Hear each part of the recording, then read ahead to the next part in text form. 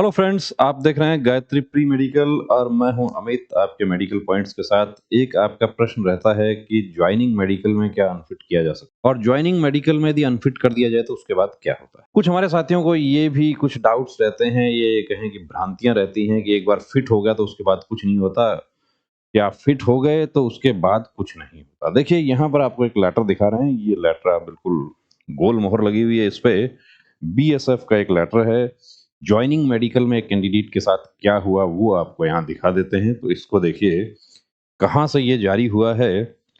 और दूसरी बात ये कि ये कैंडिडेट थोड़ी सी सावधानी बरत लेते तो इनको ये परेशानी नहीं होती। ये लेटर जारी हुआ government of India, ministry of home affairs, directorate general border security force, CAPF and CH, composite hospital, BSF, Tekanpur, Tekanpur Gwalior Madhya Pradesh. Subject है appointment for the post of constable ward boy in BSF. Reference है FHQ pers directorate recruit section BSF, new Delhi. Letter number दिया है इसमें, dated date दिया हुआ है। It is to inform you that in compliance of FHQ pers directorate, जो offer of appointment को दिया था, you reported this composite hospital, report किया, एंड सब्सिक्वेंटली ऑन, फिर रिपोर्ट करते हैं 1 अगस्त को, उसके बाद 29 अगस्त को you were medically examined and declared medical unfit. Unfit किया गया किस पॉइंट पे?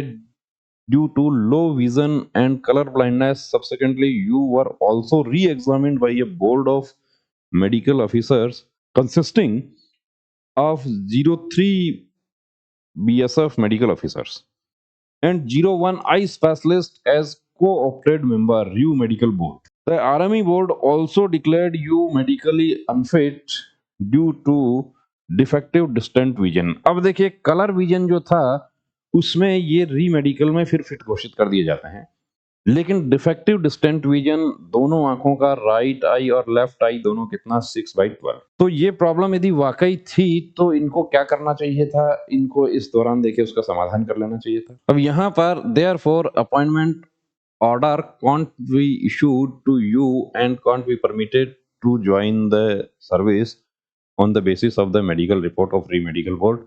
ये आईजी मेडिकल आप सिग्नेचर देख रहे हैं। कॉपी किसको दे दिया गया?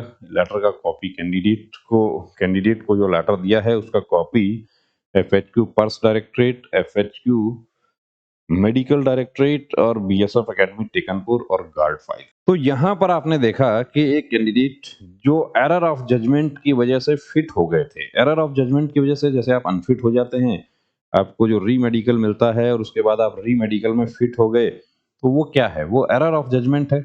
लेकिन एरर ऑफ जजमेंट की वजह से आप फिट भी हो सकते हैं, तो उस समय आप ये गलतफहमी में नहीं रहना कि मैं फिट हो गया था तो अब मेरा कुछ नहीं होगा, कोई कुछ नहीं कर पाएगा।